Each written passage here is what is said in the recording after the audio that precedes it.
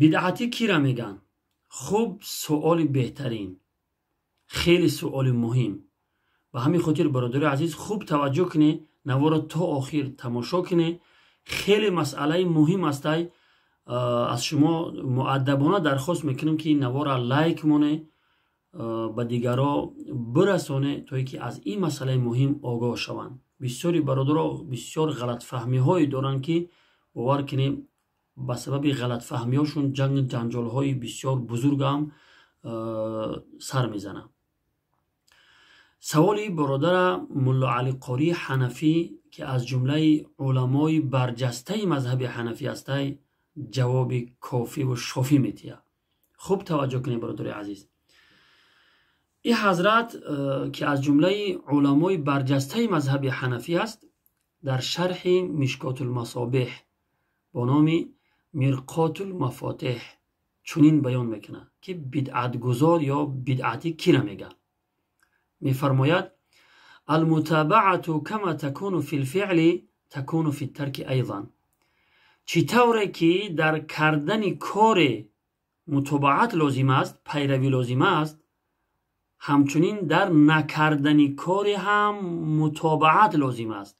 یعنی چطوری که پیامبر خدا صلی الله علیه و سلم کاری را انجام دادن و پیروی از آن به ما لازم است، همچنین در نکردن پیامبر خدا کاری را پیروی لازم است.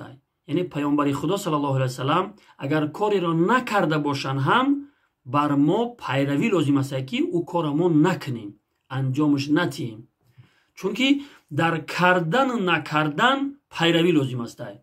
اگر کاری که پیامبر خدا انجام داد ما هم انجامش میتیم، اگر که انجام نداده باشه ما هم پیروی از پیامبر انجامش نمیتیم.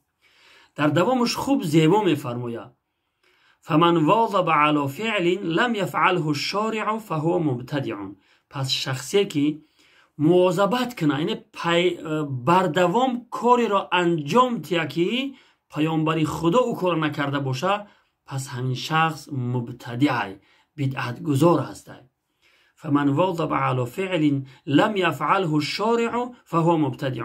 پس شخصی که بردوام کاری را انجام تیه که شارع گفته صاحب شریعت او را نکرده باشه، پس همین شخص بدعت گذار است.